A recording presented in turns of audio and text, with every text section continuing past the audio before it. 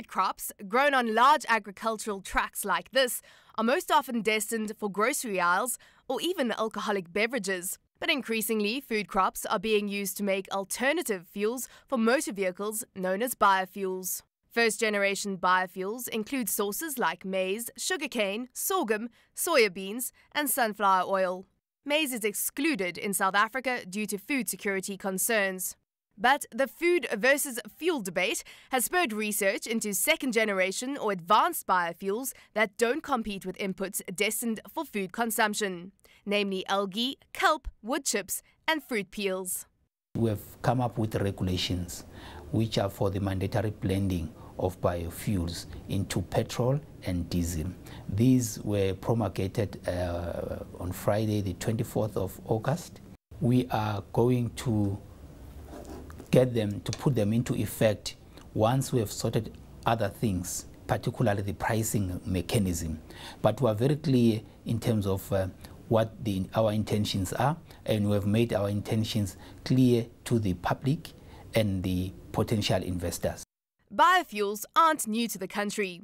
Bioethanol from sugarcane was used in petrol from the 1920s until the 1960s, when this was put on hold due to low international oil prices. While the industry is looking to make a revival, petroleum companies are skeptical. I don't think there's enough biofuels at a scale at which you can even think about like forcing people to blend, because I don't think it does exist at the scale that they are anticipating.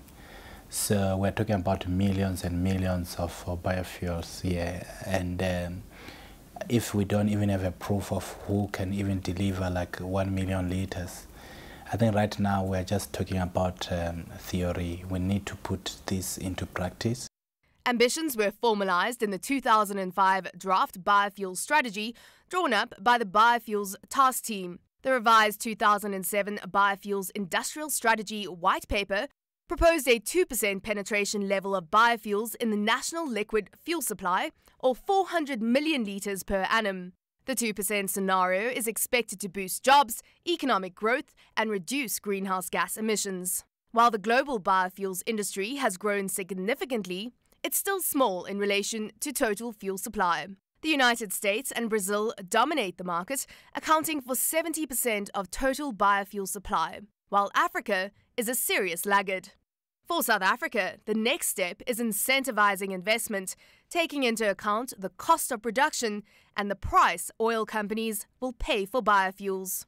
We had to look at the break-even price for the biofuel manufacturer, producer, looking at it really right from the field where you produce the crop to where you have the biofuel.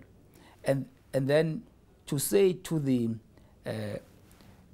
producer of the biofuel, if you've got this biofuel where your break-even, where your cost of production is this much, and then you have the price at which this the oil company or the oil industry is prepared to buy being lower than that, right? It means you'll have to sell at a loss. So if you need to sell at a loss, that is where the issues of subsidy comes in. And that is where National Treasury comes in. Although the subsidization of biofuels is common globally, local ethanol producers worry government doesn't have deep enough pockets to prioritize this new industry. That is a fundamental concern that we have, is the funding available? Department of Energy have set up the regulations, but now the issue is the funding available? And that has to come from Treasury. Petroleum companies are going to have to change their infrastructure to incorporate biofuels. Now, the South African Petroleum Industry Association represents the likes of Sasol, Chevron, Total, and of course Engen here. And according to Sapir, these oil companies don't want to have to foot the bill. The biofuels must be introduced in a way that it will be cost neutral to the industry. So it doesn't have to cost us anything more. If we have to pay anything more, there must be a cost recovery mechanism to allow us to recoup the cost. We are compliant to government requirements. They are making it mandatory. And our core function really is to produce fossil fuels. That's what we're doing right now. So if we were to venture into biofuels, we'll do it out of our own accord, and we'll look at the economics and see if there's justification to do that. Potential investors are plenty. CNBC Africa spoke to some who refused interviews due to the sensitivity of the issue.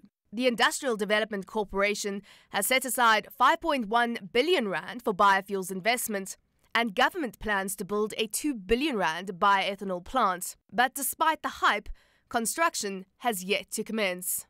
As soon as those two items are published, the regulated price and the mechanism of transfer of the incentive, I think investment would commence immediately. We need to take a step further to then have the price that the government wants to regulate. It has to be communicated.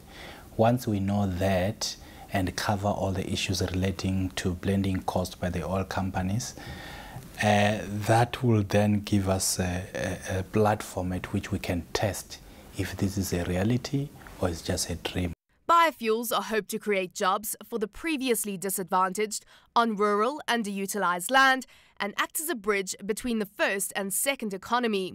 But right now, with nothing more than a white paper, bold ambitions and potential investors, a commercially viable South African biofuels industry still looks like a pipe dream. Samantha, CNBC Africa, Johannesburg.